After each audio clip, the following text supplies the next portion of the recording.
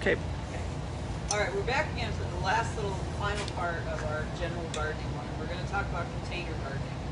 So, when we talk about container gardening, we typically aren't talking about using soil out of our gardens. We're talking about using potting soil that we purchase. And the reason for that is the potting soil in our gardens is apt to be, unless it's really good soil, in which case you should be growing in it, it's not apt to be the best soil to be using in your containers. Where if you're using potting soil that you buy in a bag, it's going to be good soil that you can count on being good for your plants.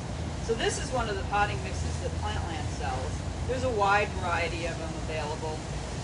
This is the twofold that we actually use in all of our pots. We do sell bags of that. It's the one that I use. Now this, you have to remember, is just potting soil.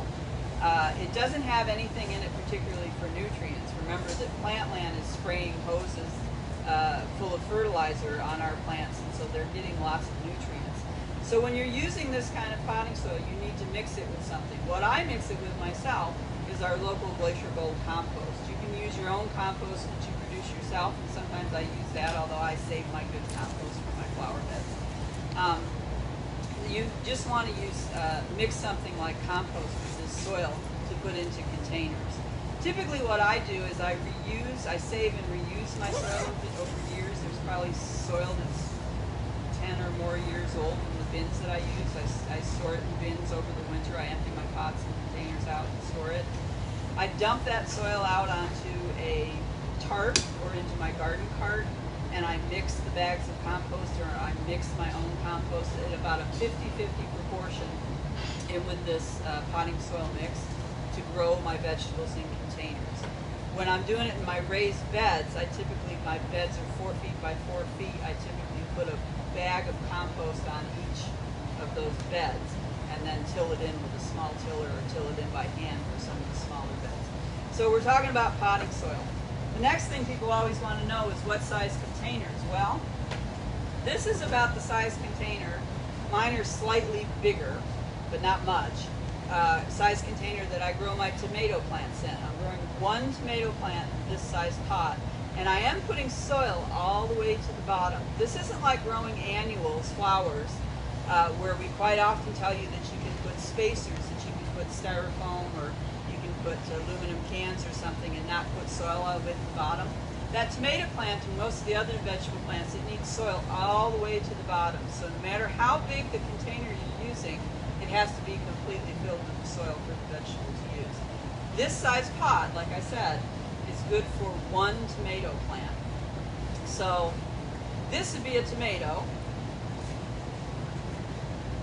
This is about the size pot that I grow my peppers in. And I'm saying about because I tend to use nursery pots. I tend to use the kind of pots that when you purchase a tree that you get, those are the kind of pots that we do sell here at Plantland Use. We have limited quantities of them available most of the time.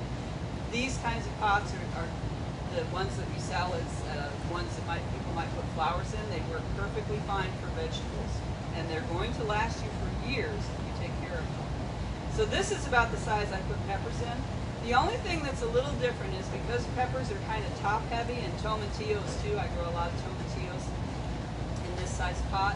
I do put a pretty good size, maybe a little bigger than a softball rock in the bottom of the pot.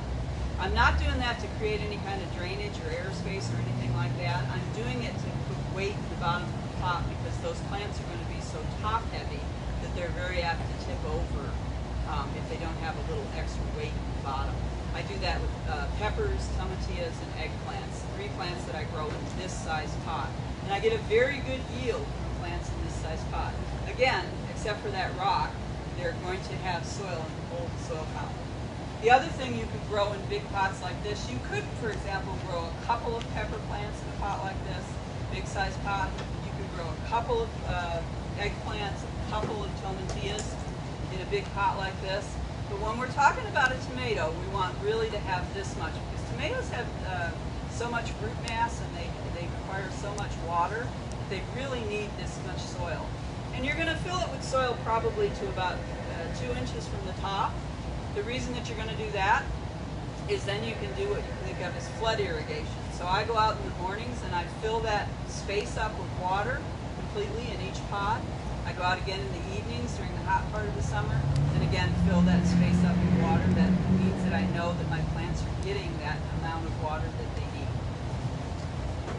Other things, a small trough like this, a small window box like this, you can very easily grow a very nice crop of lettuce in, spinach in, any of the greens that you wanted to grow, you could grow in this.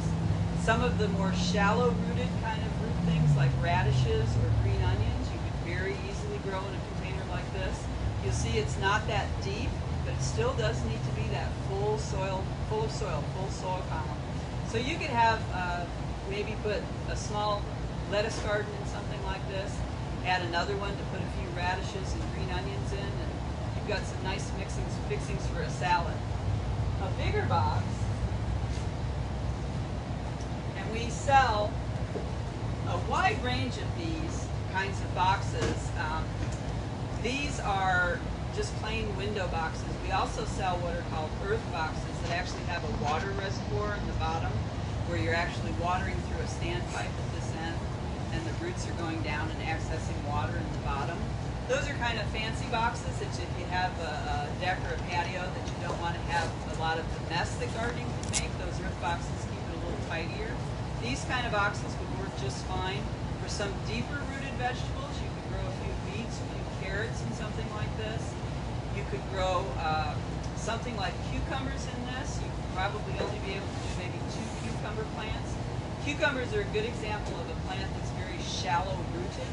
So they don't necessarily want as much of that deep space as they want more space.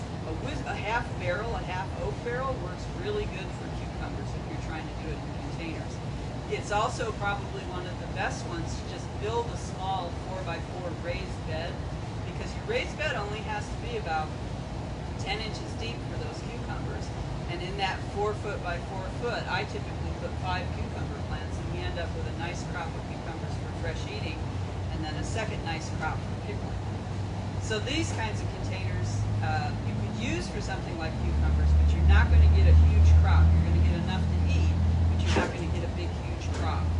You could put, where we talked about putting something like peppers and eggplant in this size pot, and just putting 1 plant, you could put 2 pepper plants, 2 eggplants, 2 tomatillas in something like this kind of pot.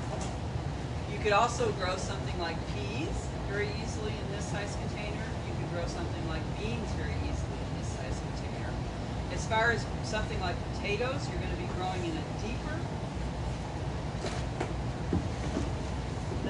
pot, something more like this, or the growing bags, or the technique we talked about with things that you can build up, because you're going to be adding soil for potatoes. So if you wanted to grow potatoes in this size container, you might put soil into about the 6-inch mark, plant your potatoes, and then just keep adding soil as those grow up. So you could do something like that in this. You might expect to get a yield of maybe 20-25 pounds of potatoes out of a container this size. Go back to the little window box. This is also something that's really good to grow herbs in. We're going to do a class on herbs. It's one of my favorite things to grow. I grow tons and tons of them. I grow them all in pots just outside my kitchen. These kind of containers, if you really wanted a nice little herb garden, you could put 3, 4, 5 different herb plants in this and get a fairly good harvest of fresh herbs the whole time, the whole season, and probably even enough for drying. So that's just a very, very quick overview of container gardening. You can use all sorts of things. Pretty stuff, you can use nice ceramic pots that you have. You might want to repurpose them for vegetable gardens. You can use really old. You can recycle nursery pots, the kinds of stuff that you get trees and shrubs in. So it's a wide range of things that you can do to grow things in containers. This is the end of this little class. I'm sorry about all the breaks. And I hope we covered enough of the basic stuff that you've got an idea about basics of gardening. We're going to try and do lots of those little 10-minute quickie ones coming out over the week as recordings on things like onions and we did potatoes. We've gone over soil testing. We're going to do something about cold protection in the early garden, and lots of different ideas that we have. If you have ideas for something you'd like us to do, you can tell us in the comments. Now I think we're going to take a few questions. So let's do that, Michelle. First question is, do the pots have drain holes, and do they need drain holes? Yes, all the pots have drain holes, and they do need drain holes. Sometimes I forget that I have to tell people that because it's such an automatic thing for me. One like this that has a little plug in it that comes with it, you just pop out that plug in that drain hole. So you can see that's just one drain hole in this size container.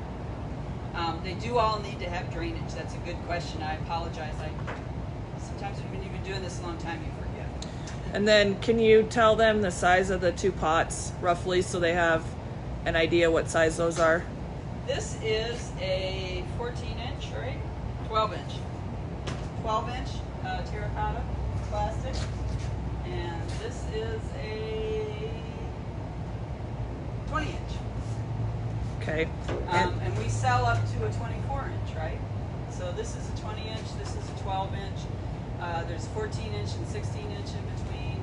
We sell up to a 24. There's smaller ones, but be careful about getting into anything too much smaller because it's not going to allow you to get enough soil for the roots. And then the other question was, someone asks, if the containers are brought inside during the winter, will regrowth occur next spring? Typically not for vegetables, no.